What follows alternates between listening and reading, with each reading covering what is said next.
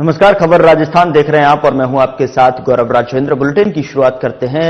देश के प्रधानमंत्री नरेंद्र मोदी के आगमन कार्यक्रम की तैयारियों को लेकर प्रदेश बीजेपी कार्यालय पर बैठक का आयोजन किया गया और बैठक में बीजेपी प्रदेश अध्यक्ष मदन राठौड़, संगठन के पदाधिकारी और संबंधित विभाग के अधिकारी उपस्थित रहे। बता दें कि बीजेपी प्रदेश अध्यक्ष मदन राठौड़ ने बताया कि प्रधानमंत्री नरेंद्र मोदी के स्वागत को लेकर राजस्थान के कोने कोने से लाभार्थी और कार्यकर्ता पधार रहे हैं। कार्यक्रम को भव्य रूप प्रदान करने के लिए अलग अलग कार्यों की जिम्मेदारी अलग अलग पदाधिकारियों को दी गई है। पिछले कई दिनों से कार्यकर्ता उत्साहित होकर तैयारियों में लगे हुए हैं। हमारे लिए ये गर्व की बात है कि बीजेपी सरकार के 1 वर्ष पूर्ण होने पर प्रधानमंत्री नरेंद्र मोदी का राजस्थान वासियों को विभिन्न सौगातें मिलेंगी। और कार्यक्रम संयोजक राजेंद्र राठौड़ ने बताया कि देश के प्रधानमंत्री नरेंद्र मोदी के आगमन कार्यक्रम की तैयारियों के नियमित संगठन के पदाधिकारी और व्यवस्था के निमित्त लगाए गए पदाधिकारियों की संयुक्त बैठक का आयोजन हुआ है।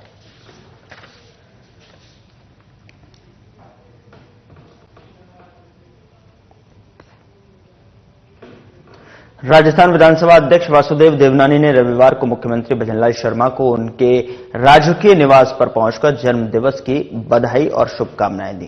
दरअसल आपको बता दें कि देवनानी ने मुख्यमंत्री को पुष्पगुच्छ और श्रीमद् भागवत गीता की प्रति भेंट कर उन्हें दीर्घायु और स्वस्थ जीवन और निरंतर प्रगति के लिए शुभकामनाएं दी हैं। देवनानी ने मुख्यमंत्री को बुके और श्रीमद् भागवत गीता की प्रति भेंट कर उन्हें दीर्घायु और स्वस्थ जीवन को और निरंतर प्रगति के लिए शुभकामनाएं दी हैं। तो बता दें कि सीएम भजनलाल के जन्मदिन पर बधाई संदेश दिया गया।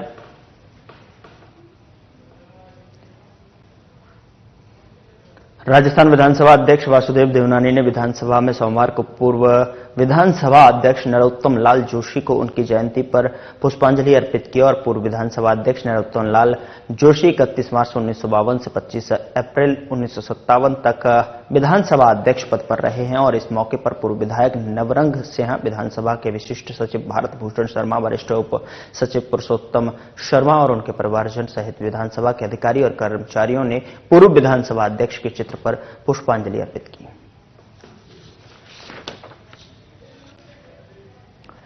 तो पूर्व विधानसभा अध्यक्ष नरोत्तम लाल की जयंती पर उनको श्रद्धांजलि दी गई। पुष्पांजलि अर्पित कर उनको नमन और याद किया गया।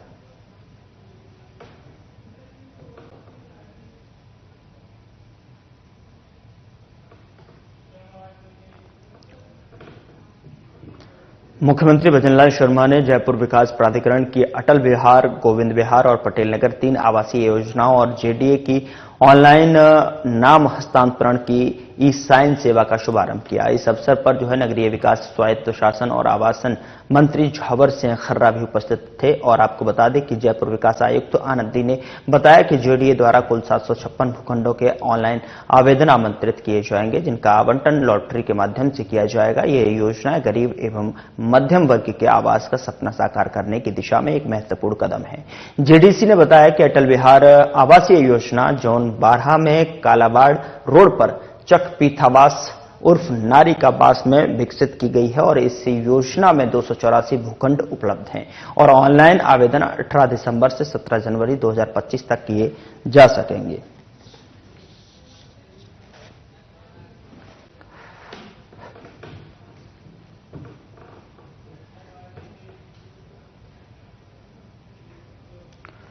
राज्यपाल हरिबाबू बागड़े ने रविवार को नाथद्वारा में प्रभु श्रीनाथ जी के सायंकालीन भोग आरती के दर्शन किए और मंदिर मंडल अधिकारी सुधाकर शास्त्री ने समाधान पद्धति से राज्यपाल का स्वागत किया। इस दौरान जिला प्रशासन के अधिकारी भी मौजूद रहे।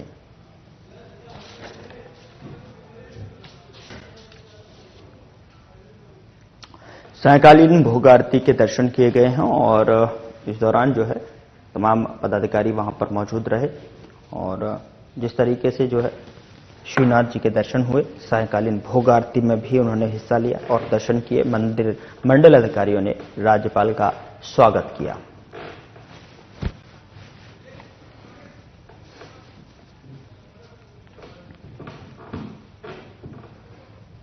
उधर राज्यपाल हरिबाबू बागड़े ने राजसमंद जिले के पीपलांत्री में पद्मश्री श्याम सुंदर पालीवाल और सरपंच अनीता पालीवाल के नेतृत्व में किए गए पर्यावरण संरक्षण के कार्यों का अवलोकन किया। बता दें कि पद्मश्री पालीवाल ने उनकी बेटी की स्मृति में लगे प्रथम पेड़ से दौरे की शुरुआत कर पीपलांत्री में हुए विभिन्न कार्यों के अवगत कराया और पालीवाल ने बताया कि कभी यह बंजर जमीन हुआ करती थी जहां जल स्तर भी काफी नीचे था, लेकिन सामूहिक प्रयासों से आज यहां चारों ओर सुंदर वन दिखाई देता है। बता दें कि महामहिम राज्यपाल ने इस अवसर पर पौधारोपण कर पर्यावरण संरक्षण का संदेश भी दिया। राज्यपाल ने यहां अटल भूजल योजना के तहत स्वीकृत विकास कार्यों का शिलान्यास भी किया। साथ ही आपको बता दें कि बेटी पानी पेड़ गौच भूमि और वन्यजीवों को संरक्षण प्रदान करते हुए ग्रामीण पर्यटन के विकास को बढ़ावा देने के समस्त प्रयासों को सराहा।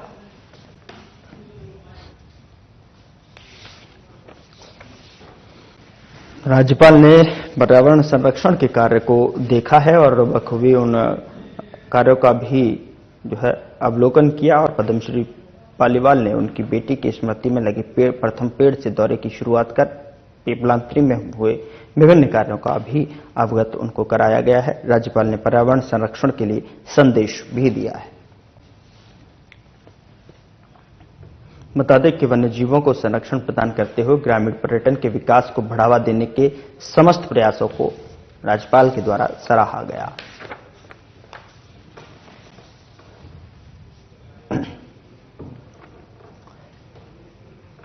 राज्यपाल हरिभाऊ बागड़े ने रविवार को राजसमंद जिला परिषद सभागार में जिला स्तरीय अधिकारियों की समीक्षा बैठक को लेकर केंद्र प्रायोजित योजनाओं की समीक्षा की और इस दौरान उनके साथ विधायक दीप्ति माहेश्वरी और जिला प्रमुख रत्नी देवी जाट मौजूद रहे। राज्यपाल की बैठक में राजसमंद जिला कलेक्टर बाल मुकुंद असाबा ने सर्वप्रथम उनका शाब्दिक स्वागत कर जिले का सामान्य परिचित प्रस्तुत किया।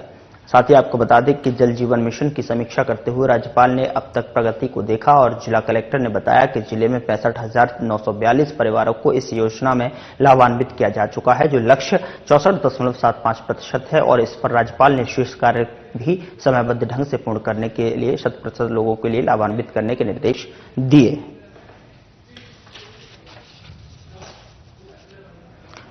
किसानों को सरकार की योजनाओं से लाभान्वित किया गया और सरकारी योजनाओं में लोग वंचित ना रहें, ये राज्यपाल की तरफ से दिशा निर्देश भी यहां पर कार्यक्रम में दिए गए। और साथ ही आपको बता दें कि राज्यपाल ने जिला स्तरीय अधिकारियों के साथ में बैठक की और जो लक्ष्य 64.75% इसमें जो लाभान्वित लोगों का है और इस पर राज्यपाल ने शेष कार्य भी समयबद्ध ढंग से पूर्ण करने के 100% लोगों को लाभान्वित करने के निर्देश दिए हैं।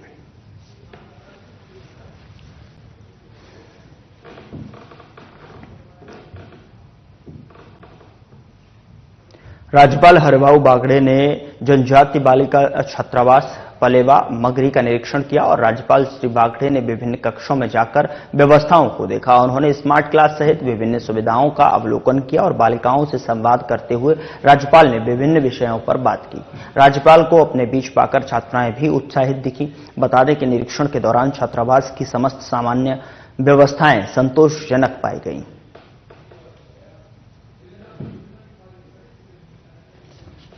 तो जनजाति बालिका छात्रावास में संवाद कार्यक्रम रखा गया, जहां पर राज्यपाल ने बालिकाओं से संवाद किया, जिसकी तस्वीर आपके टेलीविजन स्क्रीन पर। और इस बीच जनजाति बालिका छात्रावास का निरीक्षण करते हुए यहां पर उन्होंने व्यवस्थाओं का जायजा भी लिया और साथ ही राज्यपाल को अपने बीच पाकर छात्राएं भी उत्साहित दिखाई दी।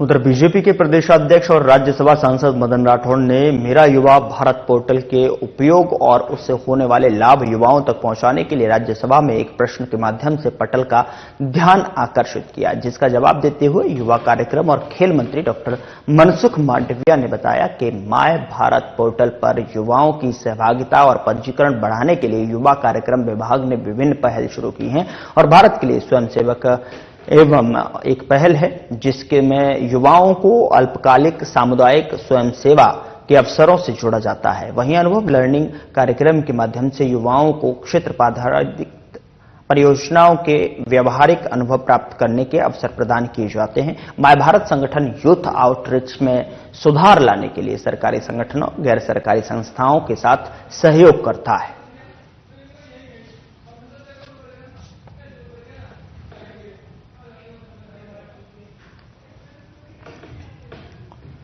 उधर सादुल राजस्थानी रिसर्च इंस्टीट्यूट के तत्वावधान में 2 दिवसीय राजस्थानी भाषा महोत्सव के दूसरे दिन शनिवार को राजकीय सार्वजनिक पुस्तकालय सभागार में डॉक्टर LP तेस्सितोरी अवार्ड समारोह आयोजित किया गया। समारोह के मुख्य अतिथि महाराजा गंगा सिंह विश्वविद्यालय के कुलपति आचार्य मनोज दीक्षित थे। बता दें कि राजस्थानी भाषा महोत्सव के दौरान 2022 के लिए मनीषा आर्य सोनी और डॉक्टर नमामि शंकराचार्य, 2023 के लिए डॉक्टर कृष्णा आचार्य और डॉक्टर गौरी शंकर प्रजापत और वर्ष 2024 के लिए तेस्सितोरी अवार्ड डॉक्टर सत्यप्रकाश आचार्य, डॉक्टर नरेश गोयल को दिए गए। इस अवसर पर आचार्य मनोज दीक्षित ने कहा कि शोध कार्य को बढ़ाना होगा और उन्होंने आह्वान किया कि सादुल राजस्थानी रिसर्च इंस्टीट्यूट शोध कार्य के लिए रिसर्च टॉपिक प्रस्तावित करें।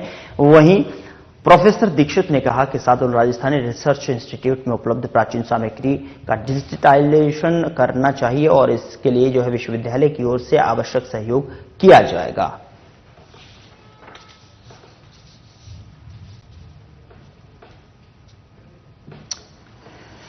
दो दिवसीय राजस्थानी भाषा महोत्सव का संपन्न हुआ है और ऐसे में सादुल राजस्थानी रिसर्च इंस्टीट्यूट में ये आयोजन रखा गया था। राजस्थानी लेखकों और समर्थकों को अवार्ड इसमें दिया गया। साथ ही आपको बता दें कि सादुल राजस्थानी रिसर्च इंस्टीट्यूट में उपलब्ध प्राचीन सामग्री का डिजिटाइजेशन करना चाहिए, ऐसा कार्यक्रम में कहा गया और विश्वविद्यालय की ओर से आवश्यक सहयोग भी प्रदान किया जाएगा।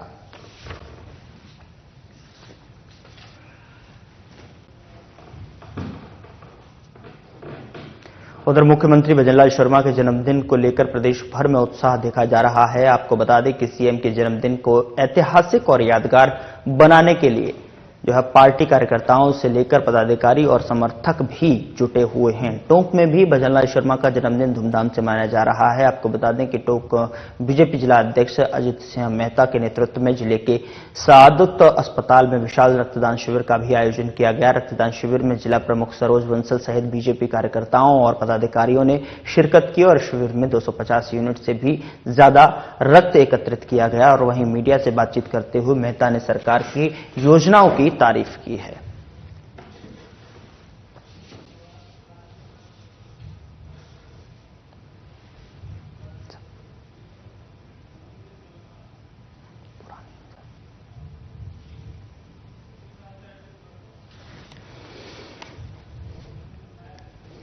जन्मदिन यहां पर मनाया गया। साथ ही आपको बता दें कि जिस तरीके से सीएम को बर्थडे को लेकर कार्यकर्ताओं में उत्साह भी देखा गया और रक्तदान शिविर का भी आयोजन यहां पर किया गया, जिसमें आप देख सकते हैं भारी संख्या में जो है युवाओं ने रक्तदान किया और सीएम को बर्थडे की शुभकामनाएं भी दी। राजस्थान के विकास पुरुष, किसानों के मसीहा, गरीबों के मसीहा, मातृशक्ति के हमेशा चिंता करने वाले ऐसे यशस्वी मुख्यमंत्री सम्मानीय भजनलाल जी शर्मा साहब को उनके जन्मदिन की हार्दिक शुभकामनाएं, बधाई। और आज जन्मदिन के उपलक्ष्य में टोंक में ब्लड डोनेशन रक्तदान शिविर का एक आयोजन किया है। उसके अंदर 250 यूनिट का लक्ष्य लिया था। मुझे लगता है कि 250 यूनिट से भी ज्यादा लोग इस रक्तदान शिविर में शामिल होंगे। युवाओं ने विशेषकर इसमें अपनी भागीदारी रखी है, क्योंकि जिस तरह का नेतृत्व एक साल में राजस्थान की सरकार का माननीय भजनलाल जी शर्मा ने किया है वो ऐतिहासिक है। राजस्थान की प्रदेश की जनता उनके विजन को लेकर, उनके विचार को लेकर, युवाओं के भविष्य की चिंता करने वाले मुख्यमंत्री को लेकर युवाओं ने आज इस रक्तदान शिविर में भागीदारी ली है और बड़ी संख्या में युवा आज रक्तदान शिविर में आए। आज माननीय हमारे राजस्थान के यशस्वी मुख्यमंत्री जी का जन्मदिन है। उस अवसर पर सामाजिक कार्य पूरे क्षेत्र में, पूरे जिले में किए जा रहे हैं। रक्तदान शिविर यहाँ चल रहा है और जितने भी गाय को चारा है, स्वेटर वितरण है और भी जो अनेक कार्य, पेड़ वृक्षारोपण कार्यक्रम जगह जगह पे किए जा रहे हैं। सभी मंडलों पे किए जा रहे हैं, ब्लॉक स्तर पे किए जा रहे हैं, जिला मुख्यालय पे किए जा रहे हैं। जो मुख्यमंत्री साहब का जन्मदिन है, मुझे बहुत खुशी हुई है, मुझे बहुत अच्छा लगा है। जो मैंने आज ब्लड डोनेशन किया है। कितनी बार ब्लड डोनेट कर चुके आप? मैं काफी बार कर चुका हूँ, 4-5 बार कर चुका हूँ, लेकिन आज मुझे बहुत अच्छा लग रहा है। कैसे ये प्रेरणा लेके आप ब्लड डोनेट का वो रखते हैं? हम मुख्यमंत्री साहब से ही प्रेरणा लिया है, मुझे बहुत अच्छा लगा है। उधर भारतीय जनता पार्टी के वरिष्ठ नेता और कार्यक्रम के संयोजक राजेंद्र राठौड़ ने कहा कि भारतीय जनता पार्टी की राज्य सरकार ने मुख्यमंत्री भजनलाल शर्मा के नेतृत्व में 1 वर्ष में उत्कर्ष परिणाम दिए हैं। इसके कारण राजस्थान की तस्वीर और तकदीर बदलने के गुणात्मक फैसले हुए हैं और तो ये बताते हैं कि आने वाले 5 वर्षों में राजस्थान $350 बिलियन वाले इकोनॉमी के वाले राज्य के रूप में खड़ा होकर भारत के विकास में महत्वपूर्ण भागीदारी निभाएगा। उन्होंने कहा कि राइजिंग राजस्थान के तहत 35 लाख करोड़ रुपए से ज्यादा के जो एमओयू शामिल हुए हैं उन्हें धरातल पर उतारने का काम राज्य सरकार बड़ी मुस्तैदी से कर रही है। उन्होंने कहा कि 17 दिसंबर से जयपुर के दादिया में होने वाले कार्यक्रम में प्रधानमंत्री नरेंद्र मोदी की उपस्थिति में मध्य प्रदेश और राजस्थान आपसी भागीदारी का नया इतिहास रचेंगे। इस कार्यक्रम में भारतीय जनता पार्टी के प्रदेश की 52,000 बूथों से कार्यकर्ता और केंद्र और राज्य सरकार की योजनाओं के लाभार्थी बड़ी संख्या में पधारेंगे।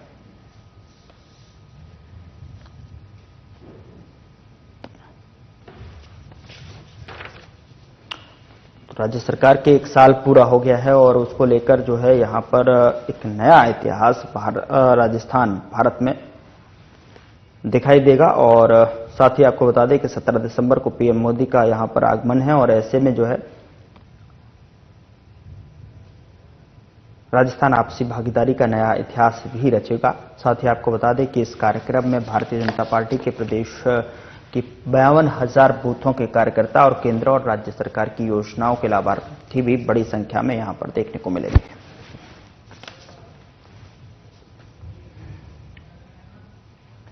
उधर बीजेपी प्रदेश कार्यालय पर राजस्थान सरकार के 1 साल पूर्ण होने पर प्रधानमंत्री नरेंद्र मोदी के आगमन पर 17 दिसंबर 2024 को आयोजित होने वाली सभा की तैयारियां हेतु जिला जयपुर शहर, जयपुर देहात दक्षिण और जयपुर देहात उत्तर की क्रमवार अलग अलग बैठकों का आयोजन हुआ है। आपको बता दें कि बीजेपी के वरिष्ठ नेता और कार्यक्रम संयोजक राजेंद्र राठौड़ और पूर्व प्रदेशाध्यक्ष डॉक्टर अरुण चतुर्वेदी ने बैठक में जो है संबोधित किया और बैठक को संबोधित करते हुए वरिष्ठ नेता और कार्यक्रम संयोजक राजेंद्र राठौड़ ने कहा कि प्रदेश में बीजेपी के 1 साल पूर्ण होने पर देश के प्रधानमंत्री नरेंद्र मोदी राजस्थान में पधार रहे हैं।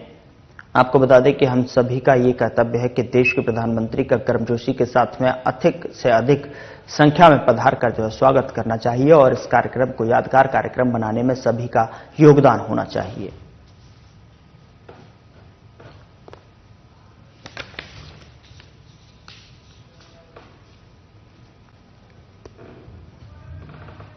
उधर दौसा जिला प्रभारी और उद्योग एवं वाणिज्य मंत्री कर्नल राज्यवर्धन राठौड़ ने कहा कि हर वर्ग के उत्थान के लिए प्रतिबद्ध राज्य सरकार प्रदेशवासियों से की गई सभी गारंटियां पूरी करने के लिए तीव्र गति से कार्य कर रही है। प्रदेश में विकास की गति को तेज करने और लोक कल्याण के हित में राज्य सरकार ने पहले ही साल में कई बड़े निर्णय लिए हैं, जिससे कि हर क्षेत्र में खुशहाली परिलक्षित हो रही है। कर्नल राठौड़ को यहां दौसा जिला कलेक्ट्रेट सभागार में वर्तमान राज्य सरकार के 1 साल का कार्यकाल पूर्ण होने के अवसर पर पत्रकारों के साथ वार्ता कर रहे थे। आपको बता दें कि प्रभारी मंत्री कर्नल राठौड़ ने कहा कि प्रधानमंत्री नरेंद्र मोदी की नदी जोड़ो योजना के तहत महत्वाकांक्षी ईस्टर्न राजस्थान कैनाल प्रोजेक्ट का शीघ्र शिलान्यास होगा, जिससे कि प्रदेश के 21 जिलों में पेयजल, सिंचाई और उद्योग के लिए जरूरी पानी की समस्या खत्म हो जाएगी। इससे दौसा जिले के सभी शहरों और गांवों को फायदा मिलेगा और इस योजना पर करीब 1 लाख करोड़ रुपए खर्च होंगे, जिसमें राज्य सरकार को सिर्फ 10% ही वहन करना पड़ेगा। उन्होंने कहा कि मुख्यमंत्री भजनलाल शर्मा के नेतृत्व में राज्य सरकार की निरंतर प्रभावी मॉनिटरिंग की वजह से इसरदा बांध परियोजना का काम अगले साल पूर्ण कर लिया जाएगा, जिससे दौसा जिले के निवासियों को समुचित गुणवत्ता युक्त पर्याप्त पेयजल उपलब्ध हो सकेगा।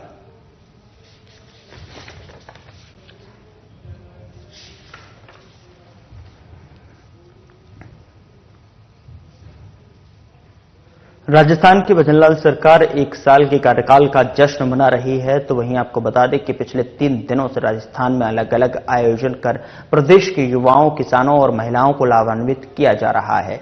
आज भी टोंक के कृषि ऑडिटोरियम में महिला सम्मेलन में शिरकत की और साथ ही टोंक जिले के विकास प्रदर्शनी शुभारंभ कर अवलोकन किया।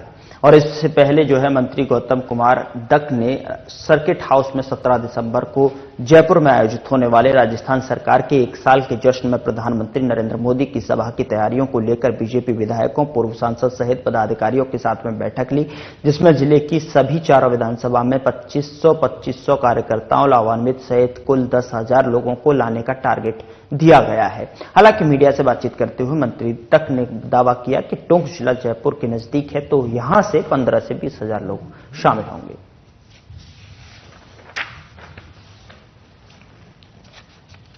बैठक में किस तरीके का बुलावा रहेगा और कितनी संख्या यहाँ से रखी गई है? आदरणीय मुख्यमंत्री जी, आदरणीय भजनलाल जी के नेतृत्व में सरकार 1 साल पूरा करने जा रही है और जिस प्रकार से सरकार ने 1 साल में काम किए हैं वो आपके सामने ही है, चाहे से किसान को लेकर के हो, चाहे से युवाओं को लेकर के हो। जिस प्रकार से युवा पिछली सरकार में परेशान था, उन परेशानियों को दूर करने का काम हमारी सरकार ने किया है। जिस प्रकार से नकल माफिया पिछली सरकार में हावी थे, हमारी सरकार बनती है, हमारे मुख्यमंत्री जी जो है वो दृढ़ इच्छा शक्ति रखते हैं और उन्होंने अपने हर उद्बोधन में कहा कि हम पेपर लीक माफियाओं को माफ नहीं करेंगे, उनको जेल भेजने का काम करेंगे। और आपने देखा होगा जिस प्रकार से आरपीएससी के मेंबर्स को भी जेल में डालने का काम किया है, जो नकली पेपर देकर के, नकली अभ्यर्थी बनकर के पेपर देकर के जिस प्रकार से एसएचओ तक बन गए थे, उन एसएचओ को भी जेल में डालने का काम हमारी सरकार ने किया है। अनेक ऐसे काम हमारी सरकार ने किए हैं, जो भी बजट में घोषणाएं की, इन सबको धरातल पर लेने का काम भी हमारी सरकार ने किया है। उधर संसदीय कार्य, विधि एवं विधिक कार्य मंत्री जोगाराम पटेल और राज्यसभा सांसद राजेंद्र गहलोत ने शनिवार को जोधपुर जिले की ग्राम पंचायत मोगड़ा कला में 307.27 लाख रुपए के विभिन्न विकास कार्यों का विधिवत शिलान्यास और लोकार्पण कर जनसभा को संबोधित किया। और इस अवसर पर मंत्री ने कहा कि प्रदेश सरकार द्वारा युवा हितों को ध्यान में रखकर पेपर लीक गिरोह पर कड़ी कार्रवाई की जा रही है। साथ ही युवाओं के लिए रोजगार के अनेक अवसर प्रदान किए जा रहे हैं। आपको बता दें कि सरकार द्वारा इस वर्ष 1 लाख और 5 वर्ष में 4 लाख युवाओं को सरकारी नौकरी प्रदान की जाएगी। मंत्री ने कहा कि जोधपुर में 12 दिसंबर को आयोजित राज्य स्तरीय युवा रोजगार उत्सव में 15,000 लोगों को नियुक्ति पत्र दिए गए। साथ ही वर्षों बाद चतुर्थ श्रेणी और ड्राइवर पद सहित सभी विभागों में रिक्त पदों पर भर्ती निकाल कर जा रही है। और आपकी बता दें कि उन्होंने कहा कि राज्य स्तरीय किसान सम्मेलन में प्रदेश के किसानों के बैंक खातों में मुख्यमंत्री किसान सम्मान निधि की दूसरी किस्त हस्तांतरित की गई है। उन्होंने कहा कि किसान आदान अनुदान राशि किसानों के बैंक खातों में शीघ्र हस्तांतरित की जाएगी और साथ ही मूंग का फसल बीमा राशि किसानों को शीघ्र दिलवाई जाएगी।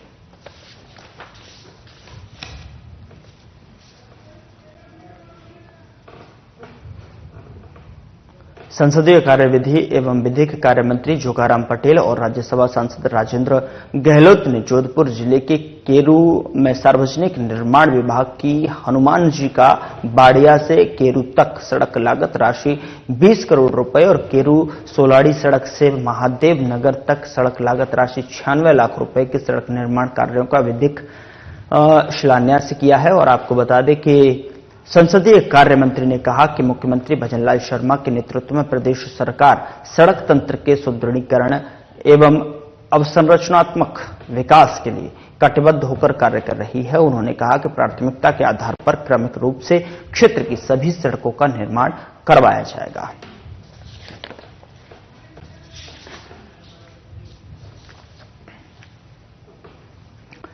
खबर टोंक से है, जहां पर पुलिस थाना झिराना क्षेत्र में अवैध खनन के खिलाफ जो है अभियान के अंतर्गत प्रभावी कार्रवाई की गई है।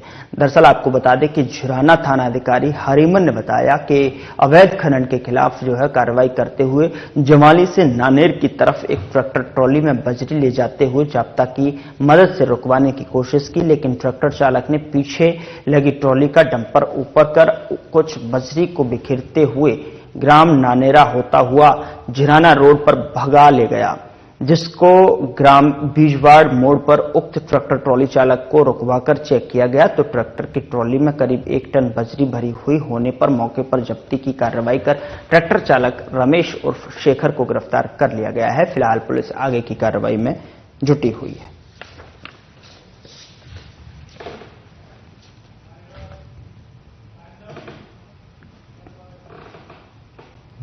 फिलहाल बुलेटिन में इतना ही। नमस्कार।